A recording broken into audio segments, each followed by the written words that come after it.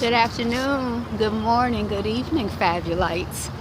I'm doing some walking and talking. This is part 2 of my walk. I did part 1 this morning, maybe 3 or 4 hours ago. Okay, so I want to talk about, not specifically about Tiger Woods, because I don't know, anything about, personally what's going on with him, and I really don't know much about his life or his lifestyle.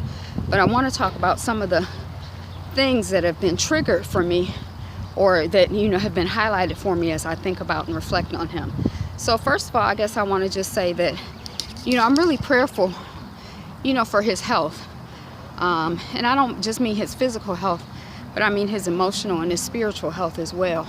And it kind of reminds me of this idea of, or this, quality of life thing that, I know a lot of people who are very athletic, whether you're dancers or, whatever type of athletes you are. Sometimes the things that we do are very extreme on our bodies when we're, kind of at the highest level.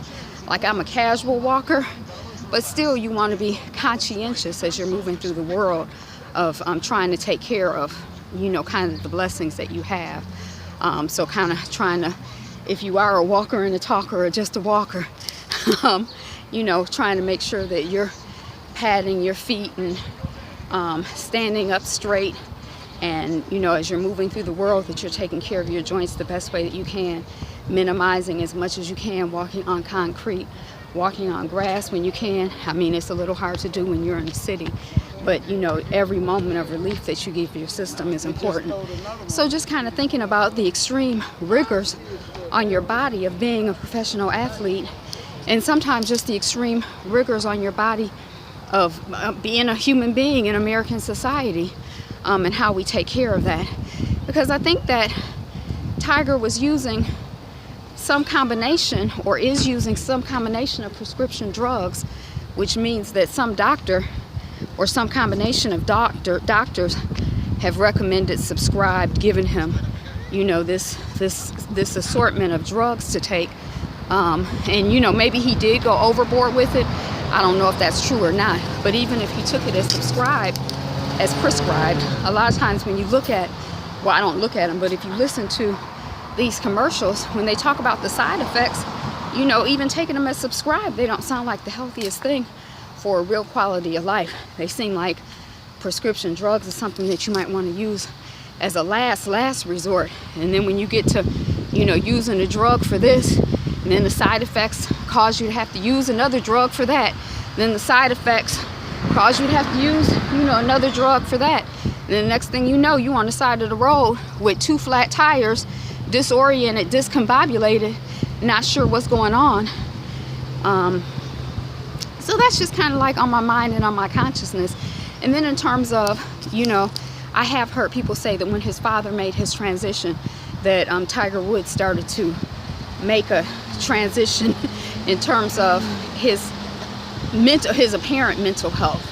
And so, just thinking about quality relationships and the people that we're close to, and how we can build and maintain those relationships and value those relationships, and value our relationship with ourselves, and just be really as conscientious as we can about taking good care of ourselves as we're dealing with grief and people moving into and out of our lives. How can we take the best care of ourselves that we can, so that we're not dealing with depression and using antidepressants as a treatment for depression. Maybe there are some other options that we want to think about in terms of improving our mental health, that is not non-medical. Ooh, there's a hole in the alley.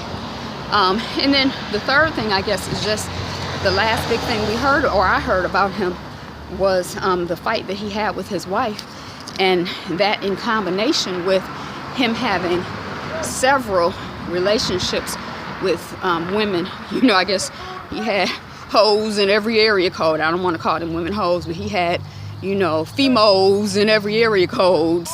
And, again, thinking about quality of life, and, that promiscuity being a sign of depression and a sign of, instability in terms of your mental health and just generalized happiness.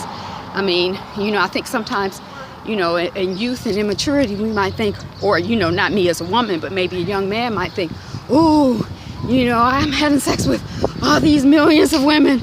This is so exciting. And, but he kind of was of the age where, you would think that he would have, been there, done that, and would be working on building, sort of quality, healthy relationships with either his wife or his children, or, just that. So just thinking about Tiger Woods, sending love and prayers out into the universe for him,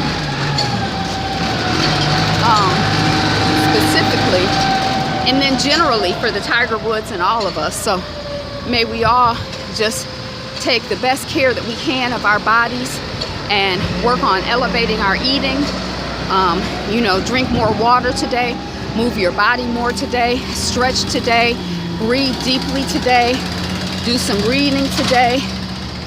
Think about the things that bring you joy, and the things that are good for your mental health. If you don't know what those things are, taking a bath, taking a walk, reading a book, going to the movie, preparing a good wholesome meal, start to pay attention to what those things are that are important for you, for real, true, authentic quality of life. And those things are going to be personal to you. They're personal to each one of us. So, just really thinking about how to improve the quality of the relationship that you have with yourself, and the quality of the relationships that you have with people around you as as we experience grief, and we're all going to experience grief, perhaps thinking about what type of support you might need, to help you move through it. Sometimes when someone makes a transition, at first, the first day, the first week, the first month, the first year, everybody, oh, that's so sad. Oh, I'm here for you, blah, blah, blah, blah, blah. But as time moves on, people move on, but maybe, you still need additional support. So just, really looking into support that you need as you're dealing with grief. And, sometimes even like, we watching reality shows, and, the women we're hearing about who are having abortions, and, sometimes people get upset about that, but those women experience grief. I believe a lot of them, women who are having miscarriages, there's just a lot of things that people deal with that maybe no one even knows that you experience, but that you might need some support in dealing with and moving through. And then just really, appreciating, giving thanks for the wonderful quality relationships that you have in your life, and really trying to figure out how to take care of those and nurture those, and how to invite and be receptive to more wonderful quality relationships. So those are my thoughts and prayers for Tiger Woods and the Tiger Woods and all of us. Whew, it is quite warm out here. It's a beautiful day. That's what I got for y'all. Be you, be fabulous you.